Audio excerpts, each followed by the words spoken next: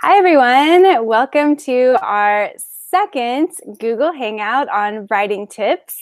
And we are some of the authors from spookymiddlegrade.com. And we are really excited to start this new series where we share our writing tips with you. Our first one was about pre-writing, and now we're going to tackle beginnings. So let's kind of let you know who's here. My name is Kim Ventrella. I'm the author of these two books, Skeleton Tree and Bone Hollow. We also have David with us. Yes, hello. I'm David Nielsen. I'm the author of Dr. Fell, The Playground of Doom, and Beyond the Doors. And then we also have Sherry. Yes. I'm S.A. Larson, Sherry, and I'm the author of this book, Motley Education. Excellent. And we were hoping that Samantha M. Clark might be able to join us today. And we will see. She may pop in, but we are going to move forward with our questions about beginnings. And this one is for Mr. David Nielsen. How do you know where to start your story? And so we're going to have like maybe some adult writers in the audience and maybe some younger writers as well. So some students to kind of, keep that in mind. What can they do when they're thinking, where do I start my story? Well, that's a good question. And in fact, it's a good thing for me to talk about right now because the current book that I'm working on, I went through this issue. I started a number of different places. One of the main things you want to start with is if you go back to Joseph Campbell's brilliant hero's journey, you want to start with something in what he calls the ordinary world. You want to get a glimpse of your character as things exist in a normal thing before anything exciting happens, so that we know as the readers, when something exciting happens, we can see the difference between what is normally there and what is, not other there. You think of a lot of the big series or books that you've read start with like a character suddenly discovering something about themselves that they didn't know. Oh, they're the son of Poseidon, says Percy Jackson. But before that, you have a half of a page, you have a chapter where he's just Percy Jackson living his bumbling life, doesn't know that he's a demigod. You get that kind of thing. So that's, for me, the first thing is what you want to do when you start a story is start it with something in the real world or in your characters before anything exciting happens. I think I'll go on. We all have some thoughts on this. So next, that's my little tidbit. Yeah, David, I'm so on the same page with you there. And I always like to go back to this Stephen King quote, which I'm going to totally butcher, so just bear with me. But he said something along the lines of, first of all, you have to make us fall in love with your characters, and then, and only then, can you start killing people off. And I think it's so true, especially for spooky stories, right? But for any kind of story, we have to have a connection to the character before all of this action comes in. And it's the same for movies with me. If I go into a movie and it's just like, car crash, explosion, car crash, but I don't know who this is happening to, there is nothing more boring for me to watch. And the same is true for books. We have to care about the character. Harry Potter is a great example. Like David mentioned Percy Jackson, but J.K. Rowling does a great job of establishing our connection to Harry because we see him, he's living with the Dursleys, who are the worst. He's in the cupboard under the stairs. Nobody cares. He gets like no recognition. It's all about Dudley and his birthday, and we feel sorry for him. He is the quintessential underdog, and that's a great way to establish that connection right there. Make your character an underdog, so we already care what happens to him, and it's a great place to start. But of course, there are books that do dive right in, that kind of in medias res thing, like you're starting right in the middle of the action. And so it can work for certain stories, but even when you're going to do that, like even when you're not going to have the establishing scene, you still want to make sure that you're establishing the character within that sort of like immediate action that's happening, because that's so, so important. And another thing that David kind of touched on a little bit is that you don't have to get the beginning right the first time. For me, I will usually you just have to start somewhere. So just start somewhere. By the time I get to the end of the novel, that's usually when I figured out how to start the story. So then I go back and I revise the beginning because now I see where it's leading, so I can see what the perfect sort of lead in is going to be for the story. So yeah, that's a little bit. And we're going to talk a lot because this whole session today is all about beginnings. So we're going to talk a lot about that. And let's kind of dive in. We're going to go from sort of sentence and paragraph level to the entire first chapter and kind of what to include in that. So next, we want to talk about what makes a great first sentence or first paragraph. Like, how can you hook readers right away? Is there a certain way to do it, or is it going to be different for every book? We have a visitor. Oh, we have a visitor. Hey, welcome. We are so happy that you could join us. Oh, Introduce yourself. I am too. Apparently, Google Hangouts only works on my phone. Doesn't work on Chrome, doesn't work on Explorer, but it works on my phone. So that was the last thing I tried. I'm so sorry that I'm late. That's so awesome. But you're here, and so just tell us like who you are and what you write. All right, I am Samantha M. Clark. I write middle grade and YA, but the book that I have out is this one, The Boy, the Boat, and the Beast. It came out last year from Simon & Schuster, Paula Wiseman Books, and it's about a boy who wakes up on a beach and he doesn't know who he is, where he is, or how he got there. All he knows is that everything is scary. Things are chasing him. Water's trying to drag him in, and anything he does, it terrifies him. But he has to try and figure out how he can get home. So he has to gather his courage and face his biggest fears if he's going to find his way home. Wow. And it sounds like a great start for his story. So we kind of finished up our first question, but Samantha, do you want to add in, like, how do you know where to start your story? You kind of told us the start of The Boy, the Boat, and the Beast. Oh yeah, I love that. I love that that question. Where to start a story is so often very hard to know. I remember it's become easier with the more novels that I've written. But I remember the first few novels that I wrote. Generally, I would get to around chapter 3 or even chapter 5, and that was really the true beginning. Now it's easier to identify that beginning. With this book kind of breaks some rules. There's the rule that you should never have a book beginning where a boy or the main character wakes up. Well, with this one, he wakes up, but he's just woken up with complete amnesia on a beach that he doesn't know where he is or anything, and he's discovering everything for the first time. So the inciting incident of the story has already happened. How he got to this beach, that's the inciting incident, and then everything else, has to go out from there. The mystery goes out from there. So sort of like Maze Runner has that kind of feel where the character just wakes up in the elevator, right? Yes, exactly. I've never thought of that before, but that's very true. It's a very similar beginning, very similar place to start. So really the real place to start is looking for that inciting incident.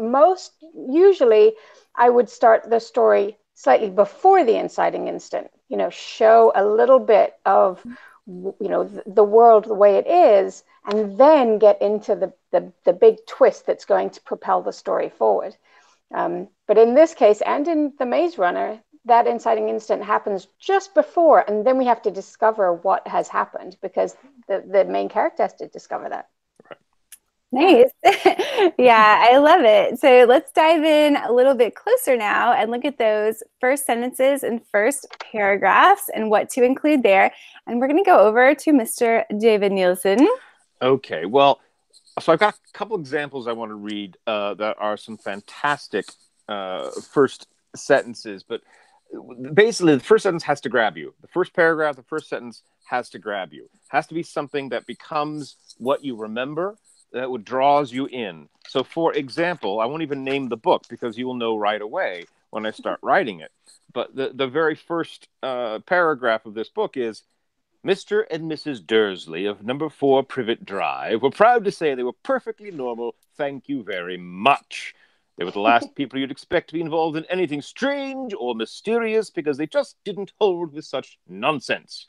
Now, that's a brilliant opening, obviously, of Harry Potter. It's the whole opening of the series because it sets up, you talk about the ordinary world, you've got characters that aren't hair or anything, but we're already talking about there's weird things going on, but these people are going to be normal as much as possible, and we're telling you, in that first paragraph, she's telling you, but things aren't going to be normal. They're up White Creek because it's not going to happen. Now, this is another one that I really liked this first. This is not a book you will know. This is called Meddling Kids, which is actually an adult novel that if you're adults out here, I highly recommend it. by Edgar Quintero. It's basically, what if the Scooby-Doo gang grew up and then realized that what the heck was going on all those years ago? Were they crazy or what? So this is how this one starts. It starts when you pull the lamp chain and the light doesn't come. Then you know you will never wake up on time.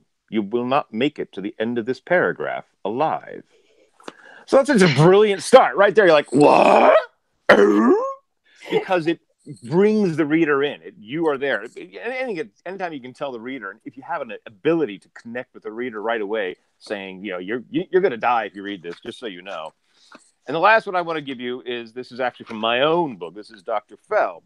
And this is Dr. Fell and the Playground of Doom. We're talking about trying to create the world right away. So this begins.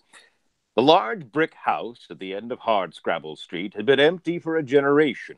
During that time, it had been a royal castle, a haunted ruin, an alien spaceship, and anything else the children of the neighborhood wanted it to be. So there's your first paragraph that is setting up some sort of element of playground, there's a neighborhood, you kind of get what's going on. We tell you the focal point of the entire story right there, which is this house, which is where Dr. Fell's going to move into and all that stuff. But all these three different openings grab you. Well, I hope mine does. The other two certainly do. Where they make you, set you up with what's going on. You know what's happening. We're not wasting time. It's not, it was a nice day and people were walking and there was this little bird flying. And I don't know. They grab you without throwing anything else. There's my examples for Voo. Kim? Yes, I love it. And you've shown us one of the things that I think is totally important is that a hook can work in many different ways. There's not just one type of sentence that hooks a reader. You can hook a reader through like a really cool plot concept, like some of those examples, or it could be through a character voice or even through the tone of the story. So there's just so many different ways. One of my favorites is this book, The One and Only Ivan. And it's just it's my favorite book for many, many reasons. But the very first page is like this. Hello, I am Ivan. I am a gorilla. It's not as easy as it looks. And you see all of this white space and it's just so like sparse and matter of fact. And so she's really grabbing us with not only the voice, but the mood of the story, because right away we kind of feel and see Ivan's loneliness and isolation just from all of that white space that she's put on the page. So it doesn't necessarily have to be a plot hook. It can be something else, like a feeling that's hooking us into the story. And it can be totally different. So again, I'll look at some of mine too, not because they're so great, but just to show you that you can do it in all different ways. So for Skeleton Tree, it starts like this. The day the rain stopped, Stanley Stanwright found a bone in the garden poking up out of the dirt. It could have been a bean sprout, only it was white and hard and shaped like the tip of a little finger. So in this one, I kind of do start with an inciting incident or a thing that sparks off the story, which is where he finds that little finger bone. And of course, the plot that you're going to follow is the skeleton as it is growing. So it is like an action moment in that story. And then in this story, Bone Hollow, it's kind of an action moment. It's a little bit of foreshadowing too. A tornado touched down in Macomb County at the same time Gabe climbed to the top of Miss Cleo's roof in search of a chicken. To be fair, nobody knew where that tornado was headed till it was far too late. So right away, you're getting a little foreshadowing of, okay, we'd already know that tornado and Gabe are going to collide. So kind of, you can do the mood and you can also do plot and you can do all kinds of things, but whatever it is, you just want to keep the reader's attention. One thing that neither of us had, well, actually I have a little bit, but because I don't have any books of that example for various reasons right now, but you can start with someone saying something. You can even start with dialogue if it is a catchy dialogue right away. You gonna eat that? Or, why is that strange skeleton trying to, rise up from the dead? Or, hey, what's that thing growing out of your ear? These are things that would get your attention or whatnot. You can certainly also help you develop character at the same time.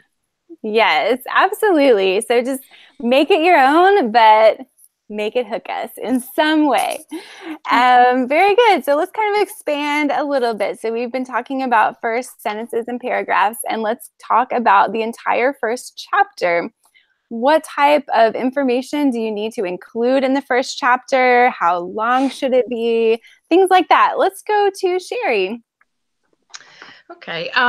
It's kind of funny because first chapters used to be, that's where we all begin our initial ideas, and used to be my favorite. The middle was always my issue, but the more that I've read, the more that I find that I have trouble with the opening chapter. I have so many ideas, and it's like, where exactly do you plop the reader into the world?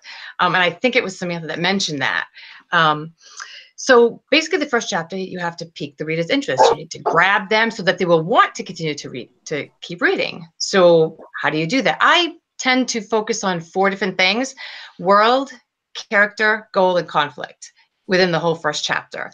Obviously, you're just going to be touching upon those because you can't give too much information, or then you're going to drown the reader and they're going to get confused and not want to read. I think we've already mentioned when you start out, to try and somehow introduce them to their current world. Like, just take the reader's hand and walk them into the story and just follow the character wherever they are. It could be that they're sitting on their bed writing in their journal, or it could be action-packed where they're running away from, I don't know, wolves or whatever. It doesn't really matter as long as it's where they are now, so that when something changes, you see the difference. Character, you have to, every story, your character's story is what's going to get the reader invested to read more. It's always about reading more. So you have to give us something about the character, whether it's their wants, their fears, whatever defines who they are. And it can be just something really small. I mean, the fact maybe that somebody is, I don't know, they want a candy bar or whatever, and they can't seem to get it, or whatever it might be. Something that, and you can do this through action. I like to use, like, sometimes whether maybe it's a fear. I like to use fears a lot because it's a whole spooky thing. And then there's your character's goal. What do they want? It could be, you can actually intertwine that with character. And let's say that your character is afraid of the rain or has a fear of storms. And maybe you can communicate that through, it was a thought of theirs that, the way the rain is falling today reminds me of that day. Well, then you wonder, well, what happened on that day? Well, what was that day? And so the reader wants to just keep reading and figure that out. And then, of course, there's conflict. It's you always want to begin the story with some kind of conflict. It doesn't even have to be anything big. Could be something small. Could be emotional. Could be physical. And it may not actually have. It may not actually. I just heard the dog. There's some conflict for you. It may not actually be part of the entire main plot, but it could be something that gives you a little hint or a tidbit, to the main plot, that more problems are coming, that this one issue thing, let's say that they're afraid of those storms, and it's something that has to do with that day. So that day may give you an issue that being afraid of the storms is going to grow into a larger problem, which you can just expand upon as you continue to write, especially once you get into the middle. The way that I like to look at the first chapter is it's a winding path through a forest. And the farther along we get into that forest, the darker the forest gets, the more turns and twists, the more paths you could take. So you just have to start, but you have to start out at the beginning and then branch out. As far as length, I think it depends. As a reader, I personally prefer shorter chapters because I feel like I've accomplished something when I read a chapter. Oh, I finished something. As a writer, I definitely write longer chapters. I try desperately to write them shorter. And I have such a hard time. With middle grade, sometimes people like to write shorter chapters because it's easier, and sometimes it can pick up the pace. You can quicken the pace that way. Young adult or adult, sometimes chapters are longer. I think it also, the story will depict, and the story will dictate how long those chapters should be. It depends on what you're trying to convey. I've read some books where, in any genre, where there are chapters that are almost the exact same number of pages, and then some that completely differ. You may have one that's 1 page and one that's 14 pages. I think it depends on the story as well. All right. Totally. Sam, what about you? Fully agree with all of that. That was amazing. That was fantastic. And I was getting all these ideas as Sherry was talking. I was like, wow. Yeah. I'm going off of the last point with how long the chapter should be. I agree. Chapters should be dictated by what's happening in the story, and the chapter can be dictated by what's happening at the story at that particular moment. In the current book that I'm writing, my chapters tend to range from anywhere from 5 pages to around 10 pages. But right now there's a big difference there. I always try to end on some kind of cliffhanger. And but I know that this wouldn't happen at the beginning of a book, but Kathy Appelt, with her True Blue Scouts book, and that's not the full title, I can't remember the full title, is escaping me right now, but with her book, I mean, there's one of the chapters in there is one word. The entire thing is one word. But when you're going along in that story, that one word at that precise moment is so meaningful that it deserves its own chapter. And I think in One and Only Ivan, there's some chapters like that too. But that's getting further in. That's not beginnings. Going back to what Sherry was saying, one of the beginnings that I really love is The False Prince by Jennifer A. Nielsen. We start out. Yeah, that's right. Spelled differently. We start out with this character who is stealing a chicken. So you've got action. You've got, that the action draws you in. You want to know why he's stealing the chicken. And you get a sense of the world. He's in this marketplace. So what kind of world has a marketplace? You get this understanding immediately of who he is because of the actions, but also you get to know him because he's a little bit sneaky about the way, and he's very intelligent about the way that he's stealing this chicken. So this one scene tells you so much information about this character and the world and sets up the pacing and the tone. We know that this is going to be a fast-paced story. With The Boy, the Boat, and the Beast, it's the pacing is more deliberate. And with it starting with him waking up, we start out with a line talking about his jaw being the first thing to move. So we know that the pacing is going to be more deliberate, with that, and that sets up the tone for the whole story. And I had something. Oh, and one other quick thing, going back to the first lines that you guys were talking about, the dialogue one of my favorite first lines of any book is Charlotte's Web, "Where is Papa going with that axe?" That's dialogue that is used so brilliantly. Oh, that's really good. You know so much about the character, about the inciting incident, about what's happening. You really want to know, where is Papa going with that axe? I want to know where people are going with axes. So conflict, character, getting in a bit of the world. But you have to do all of that in that first chapter in such a way that makes it organic. Like Sherry said, you have to choose that right moment in the story that's going to have all of these things together, just enough of it, not putting in too much information, but just enough that we get drawn in and get, a sense of the entire story in this one little chapter. Yeah, no pressure. It's amazing. I know, exactly. Yeah, that's right. No pressure. Well, speaking of characters, how is it that you're able to make this character that you've made up feel real to the reader? And how do you go about when you're first introducing them in the beginning of your story? Sherry, we're going to send that tough one over to you. I think one of the most important things is to give them real life characteristics. It's okay to have, your characters don't have to all be good, or they don't have to all be pretty or perfect the way the world's, sometimes people think the way the world's supposed to be. They have to be real. They can be raw, and they can have some things that you don't like about them. That's one thing I found at first developing characters was I hated giving my characters something that they really were bad at, they weren't very good at, or things like they couldn't accept things, or let's say that somebody was kind of grouchy. And I always felt bad because I felt bad for them. I was like, I can't believe I'm doing this to them. But that's real. People have these things and people go through these things. And you can do that through like their born physical traits, color of their eyes, their skin, you can do it through like personal preferences, like what they choose to wear or what they might shun to wear, and you can do that through dialogue. You can show some of that stuff about who they are. And you can make them cry and laugh and be scared. And I think all of that needs to be shown too. Of course, there is a little bit of telling, like you may talk about their blue eyes, but I think for the most part, you really have to try and show that through the beginning action, especially at the beginning of that first chapter. And it doesn't have to be a lot. That's one thing that I learned when I was first developing, like especially the main character at the beginning of a story. It's like I just want the reader to know so much. It's better to dribble those characteristics as they go.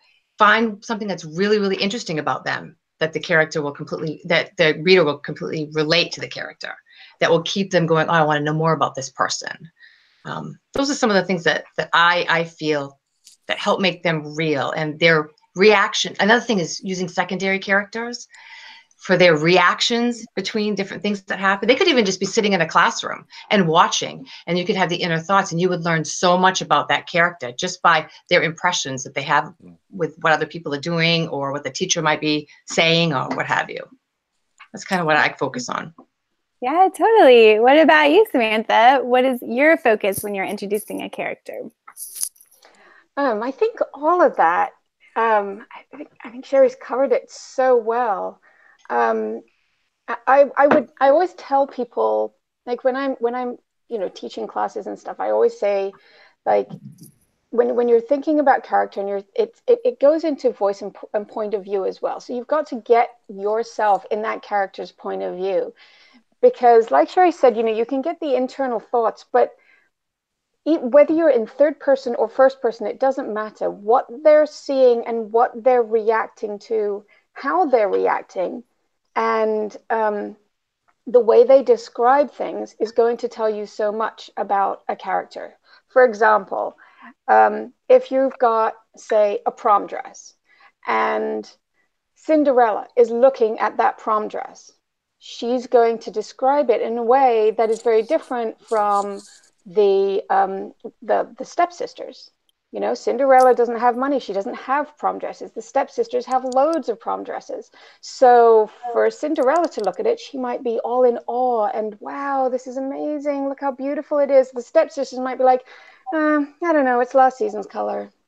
So those two very different ideas of looking at the exact same thing tell you a lot about that character without us, the writer, telling you what the character is like. We learn from how they describe and how they look at things.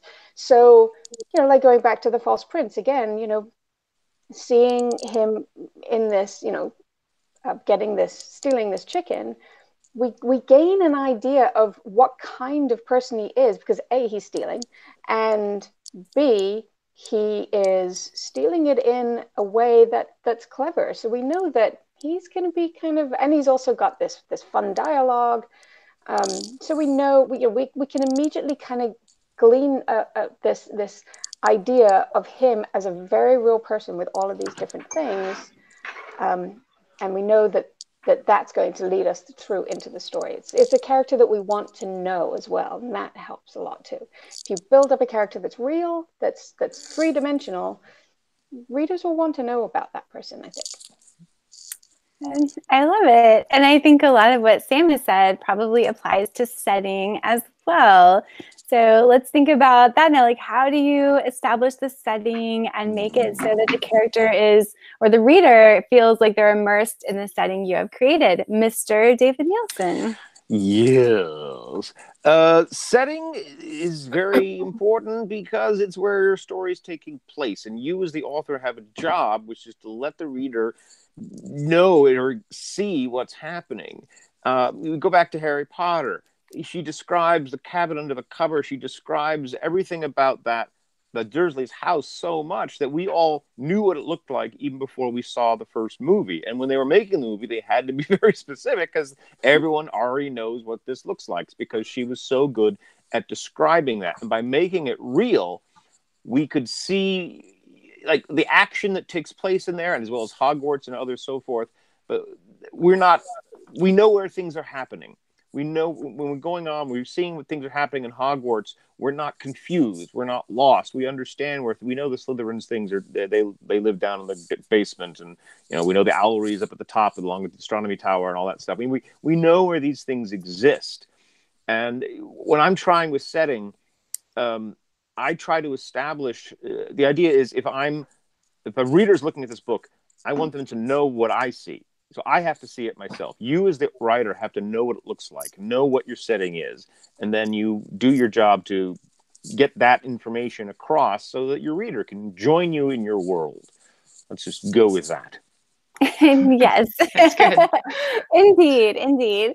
Well, I totally agree with that. And my kind of trick for establishing setting to make it feel a little bit less overwhelming is to choose one very specific item, or just one thing or two things, and describe those in sort of extreme detail, and then that can give you a sense of the entire place.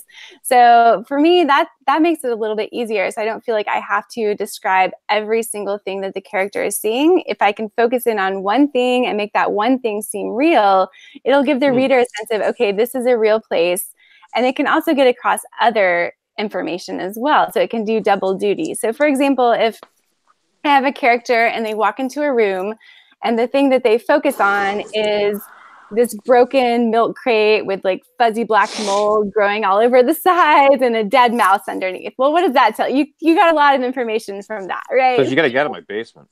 Yeah, I know. I've been sneaking around in David's basement way too much. But on the other hand, if I walk into a room and the very first thing that my eyes lock on is like a glittering gold column with pearls draped across the top or something to that effect, right away you're getting an immediate sense of what type of place this is that you've walked into.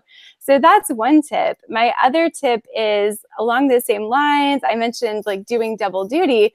Well, what the character observes can tell us a lot about the character as well. So maybe they walk in and they see that milk crate, but their reaction to it, and you can tell this by the way they describe it, is really positive. So like you can tell this is their home and it's the place they're comfortable with. And even though it has this dirty old milk crate, they never want to leave this place. So that tells you a little bit about the character, but also more about this place. So it's kind of like unexpected, maybe their reaction to it. And the same thing, like maybe they walk into this luxurious hall, but you can tell that they really don't want to be there. Well, we're learning a lot about the character, and we're probably learning that this place is only beautiful on the outside, and maybe there are some things underlying it that are not so beautiful. So see if you can, when you're describing really any kind of detail, if you can make it sort of double duty and describe like not only your setting, but also tell us something about your character or your plot, then that's always great to do. And another thing Samantha mentioned that, or maybe it was Sherry who mentioned that we can learn a lot about your main character by the reactions that the secondary characters have to that person. So same thing, I kind of just mentioned that, but with the setting, like you can learn a lot about it, not just by describing what it looks like, but by seeing how all of the characters interact and react to that setting. And don't forget to use the senses. So don't forget to tell us like, not just what it looks like, but what does this place smell like? What does that moldy old milk crate with a dead mouse under it smell like? What does it maybe feel like? So get some of those senses involved, and you'll really help us feel like we're really in that setting. So that is, let's see. Oh, we also have Miss Sherry will tell us a little bit about your tips for establishing setting as well. You and David, you hit it pretty much on the head. Just building upon what you both mentioned, and about, I really like to show the world, especially at the beginning and the setting. Oh, well, actually, it's in any chapter, actually. instead of describing like what is actually seen, like that chair is brown, how the character would react to it. I like to have that play on words. And that's something that I've worked on, and I think that I've gotten better at the more that I write and the more that I recognize, and I really recognize it when other authors do it as well. The 5 senses are really, really important, I think. Like, you know, just for instance, if, of course, I'm going to pick a cemetery, but someone's standing and they're walking through a cemetery and, you know, all of a sudden, you know, you don't have to say that they smell something. All of a sudden, like, let's say that these roses happen to come into the main character's view, and they're out of place because it's a cemetery, everything's dead there, and it's dark, and it's gloomy, and there's moss, and all that kind of stuff. And you can get either the internal thoughts, or it depends if, let's say, there's another character with them, or maybe there's a group of people, maybe it's a funeral, and you can see how the reactions are between them. So the senses are really important, I think, to help establish setting. And once again, it's how, like, for instance, you can use that through the action to help show the setting. Like, you're going to have different characters react and act differently on a farm setting than you are on a city street setting. And again, you'll have all the different senses, and they'll all be different. You know, there'll be different smells, different feels, different sounds, and all of that. So I think those are important to think about when establishing setting. But once again, like I mentioned before with the first chapter, I kind of pick and choose what I'll concentrate on, what I'll add, because again, you don't want to overwhelm the reader. So you just want to give them a little bit here and there. And then you just build upon that as you go. And then I think also that it ends up being an expectation for the reader as they continue to read. They want to know a little bit more about that. Even if it's a whole world, and then let's say, you know, like, use David's book, because I've read David's book. It's awesome. You know the playground, but then you learn about the house, and then the kids start going in the house, and they only go into one room, and you want to know more about the house. So, you know, that's some of the things that I use to establish setting. Yeah, absolutely. I love it. You can see there's so much. I mean, there's so much we could talk about today. So we have just kind of skimmed the surface of beginnings, but hopefully this was a good introduction, and it will get everyone out there just thinking about the best way to establish their story and draw everyone in. Thanks for joining us, all of the spooky authors. Once again, we're just a few of the spooky authors from spookymiddlegrade.com, and we are going to be doing more of these hangouts where we talk about writing tips. So check out our YouTube channel, and also head over to spookymiddlegrade.com. We have a lot of cool things going on. There's a reading challenge where you can win prizes just for reading spooky books. We have a blog with lots of great interviews, writing tips, and all kinds of fun articles. And we also have info on how you can Skype. If you're a teacher or a librarian, you can Skype with a whole panel of spooky authors, and we can answer all of your students' burning questions. So we would love to do that. But thanks, everyone. Thanks for joining us. Bye, guys. Thank you. Bye. Good luck with your writing. Yeah. Thanks, everyone.